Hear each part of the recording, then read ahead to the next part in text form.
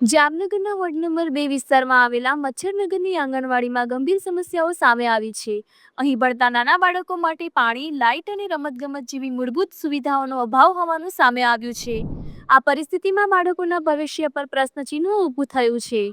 આ મુદ્દે મહાકાળ સેના જામનગરના જયદીપસિંહ ઝાલાએ માંગણી કરી છે કે મંત્રી શ્રી રીવાબા જાડેજા તાત્કાલિક ધ્યાન આપે અને 8 દિવસમાં તમામ સુવિધાઓ ઉપલબ્ધ કરાવે.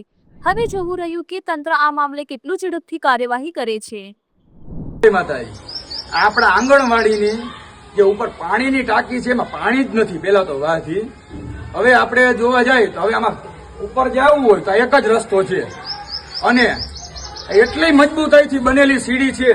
તમે જુઓ કે બહુ મસ્ત એટલી મજબૂતાઈથી સીડી બનેલી છે કે આ જો આ આપણી સીડી છે. આમ જો આ આપણા ગુજરાત સરકારે આપેલી સીડી છે. આમ જો હવે આમાં ચડવું હોય તો કેમ ચડવાનું?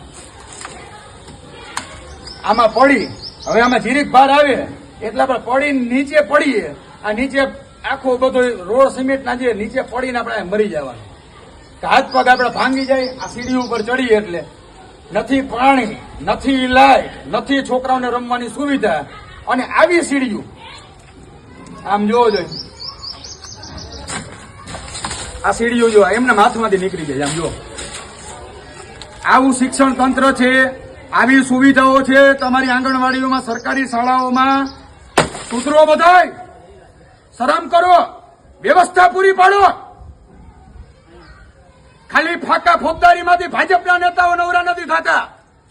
આવી રીતના લાવો છો તમારું તંત્ર. મત લેવા ટાણે હરામખોરો નીકળી પડો છો બધાય. આંગણવાડીમાં 8 દિવસની અંદર પાણી, લાઇટ બધું આવવું જોઈએ. અહીંયા વ્યવસ્થા મને પૂરેપૂરી જોઈએ.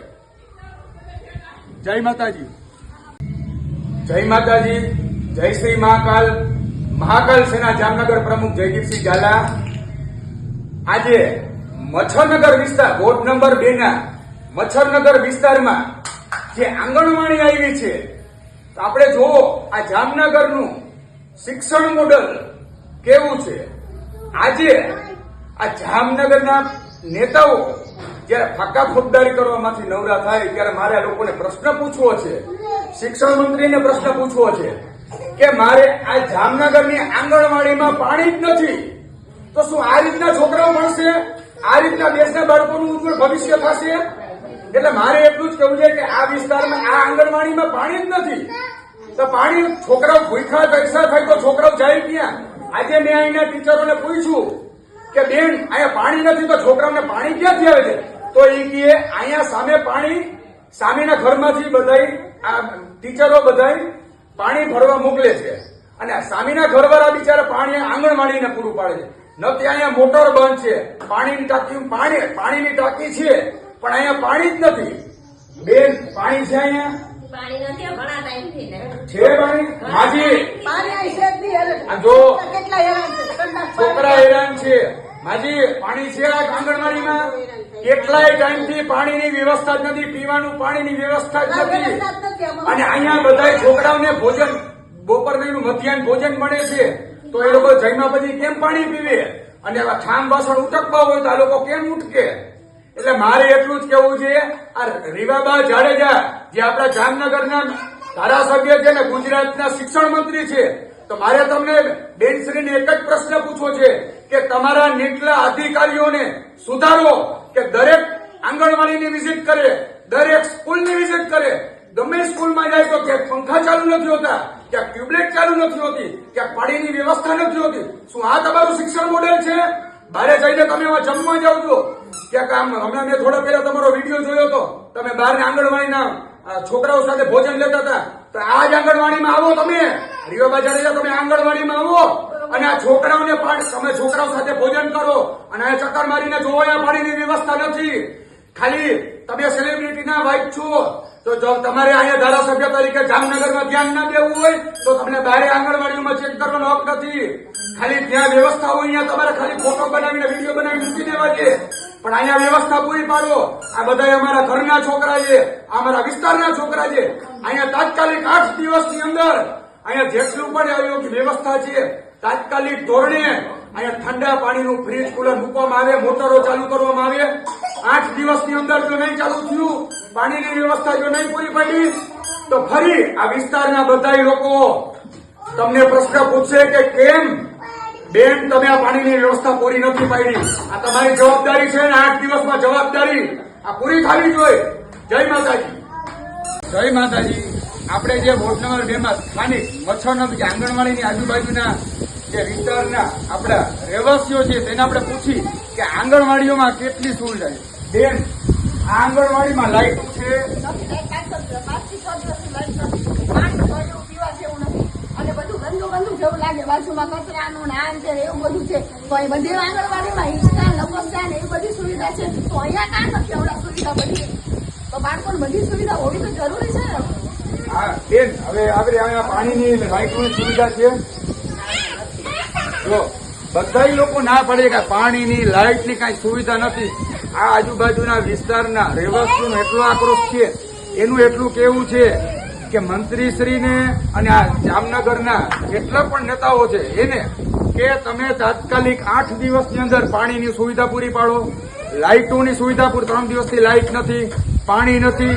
છોકરાઓના ઉપર રૂમ છે, રમકડાઓ માટેનો રૂમ છે, પણ એમાં રૂમ બંધ છે, નકરો કચરો છે. કેમ કે ધૂળું જામી ગઈ છે. પાણી હોય તો સાફ સફાઈ થાય તો છોકરાઓ રમે, અને છોકરાઓ અંદર 3 દિવસથી મચ્છરોનો એટલો ત્રાસ વધી ગયો, છોકરાઓ માંદા પડી જાય. એનું જવાબદાર કોણ? તમારા બધાના છોકરાઓ તો પ્રાઇવેટ સ્કૂલોમાં ભણે છે, પ્રાઇવેટ LKGમાં બધામાં ભણે છે, પ્લે હાઉસમાં ત્યાં બધે. નાના માણસોનું શું? જય માતાજી. આ મચ્છરનગરની આંગણવાડી છે, બાજુમાં આટલી ગંદકી છે. મને કચરો સાફ જોઈએ અહીંયા. તમારા JMC ના જે અધિકારીને કેવું હોય એને કહી દેજો, જે નેતાઓને કેવું હોય એને કહી દેજો. આંગણવાડીની બાજુમાં આટલો કચરો છે, મને સાફ જોઈએ. જેટલા JMC ના અધિકારીઓ છે બધાને કહી દેજો કે જયદીપસિંહ મહાકાલે કીધું છે તાત્કાલિક ધોરણે મને કાલ સાંજ સુધીમાં કચરો સાફ જોઈએ.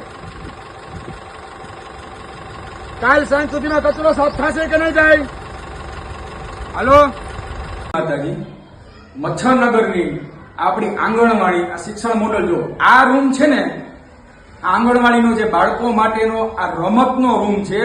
આજે રમકડાથી જે છોકરાઓ ફ્રી હોય ત્યારે રમકડાથી રમતા હોય, આ એ રૂમ જુઓ, ખાલી વ્યવસ્થા જુઓ તમે. આ જુઓ ભાઈ, આ જુઓ, આમ જુઓ, આ બધા રમકડા છે. આમ જુઓ,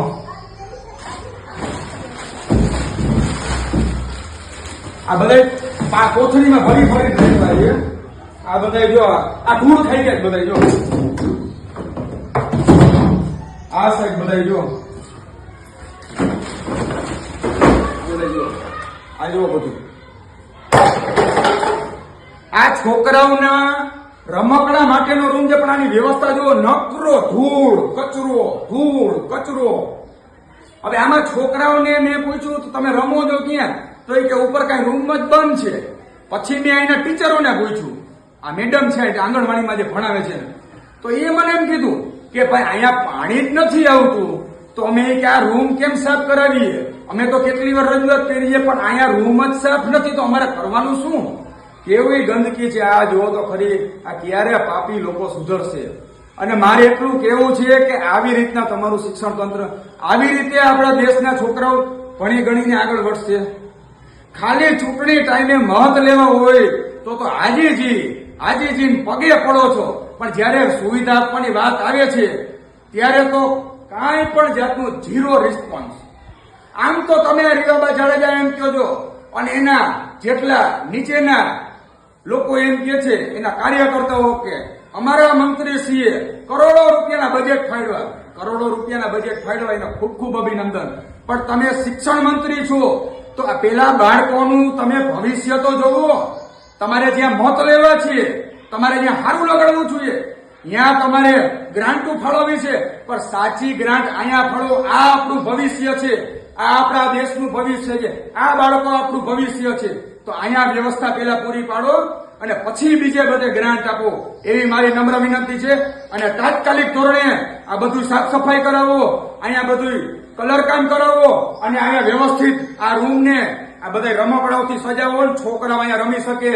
છોકરાઓ બિચારા રમી નથી શકતા. અને પેલા તો એ કે આ 3 દિવસથી તો આંગણવાડીમાં લાઇટ જ નથી. મહત્વનો મુદ્દો જ છે. 3 દિવસથી છોકરાઓ લાઇટ વગર ભણે છે. આવી રીતના લાઇટ નહીં, પાણી નહીં, રમકડાની સુવિધા નહીં, આવી રીતના શિક્ષણ તંત્ર લાવો છો. શરમ કરો, ડૂબી મરો બધાય. મત લેવા ટાણે બધાય આવી જાવ છો. ડૂબી મરો બધાય.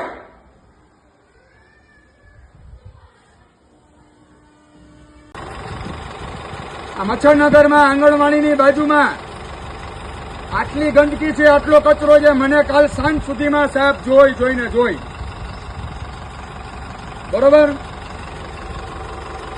આવી રીતના તમે બીજે બધી કચરો ઉપાડો. આવી રીતના છોકરાઓ ભણતા હોય અહીંયા કચરો નથી ઉપડાવતા. કાલના જ હા મારો નંબર તમને નાખું છું બરોબર. અને આ ભાઈને આપી દઉં છું. કાલ સાંજ સુધીમાં મને નંબર નાખીને ફોટા મોકલો.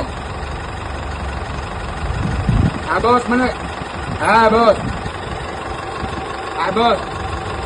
અને કચરો કાલ સાંજ સુધીમાં જો નહીં ઉપરાંત તો છોતરા કાઢી નાખીશ બધાને. યાદ રાખજો. એ એમસી ના અધિકારીઓને કેવું હોય ને કહી દેજો, જે ભાજપના નેતાઓને કેવું હોય ને કહી દેજો બધા. આ છોકરાઓને વ્યવસ્થા પૂરી પડવી જોઈએ. આટલી ગંદકીમાં છોકરાઓ ભણે છે મને જોઈ બધું.